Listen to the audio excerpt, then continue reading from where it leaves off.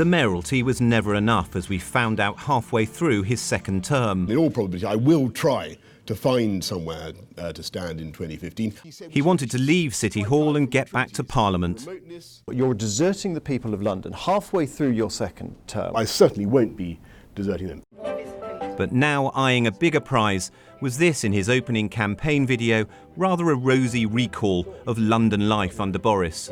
Safe big city it was when I used to run it. I can tell you we got crime down by 20%, we got the murder rate down.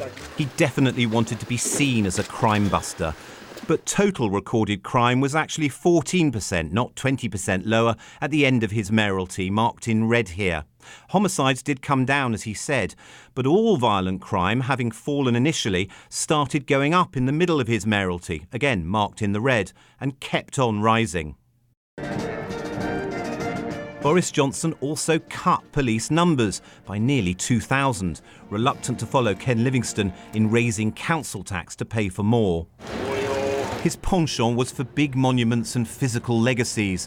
The hire bikes, which may for many forever be known by his first name, were panned initially as a bad deal for the taxpayer.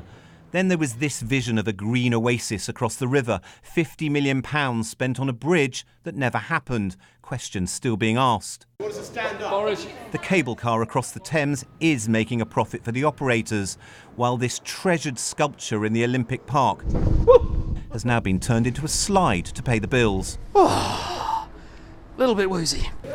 We built this city.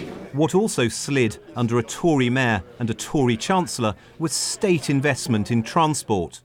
Grant from government went down from 1.9 billion to £500 million in just 4 years, while Johnson put up fares year after year above inflation.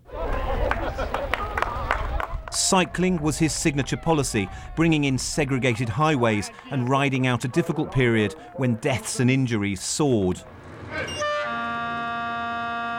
He pressed the button which officially got Crossrail construction underway. But then there was the new Routemaster bus. Stylish, nostalgic, but expensive. Plagued by mechanical problems and, yes, very hot. Feeling quite a little warm, yes. And what about when he closed all those station ticket offices?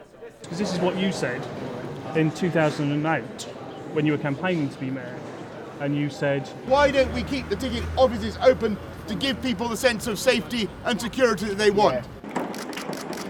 He did finally help generate a solution to Battersea Power Station, but housing became a genuine crisis in the capital. Investment from a Labour government helped him build 54,000 affordable homes in his first term, but in his second that fell to 40,000 as Tory-led austerity really started to bite. can you turn this way, gents? Together, he and the Chancellor George Osborne shifted the focus and meaning of affordability towards ownership and higher rents.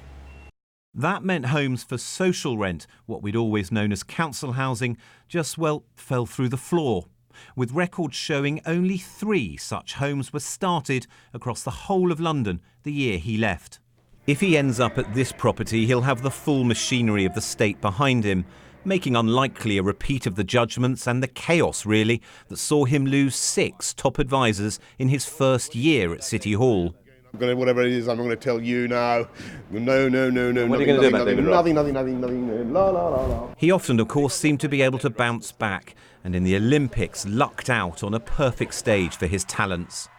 The Geiger counter of Olympomania is going to go zoink off the scale. Do you see the Olympic Games as a platform to boost your own political chances in the future? Tim, with you behind me. No, of course not. I remember 2008. Now we know he's making his record in London a big selling point. Often untroubled by detail, he delegated much to the team around him. He was the Tory who could and did win in Labour-leaning London. But did he let down the Remain-leaning capital? Many think it's unlikely he'd win here now.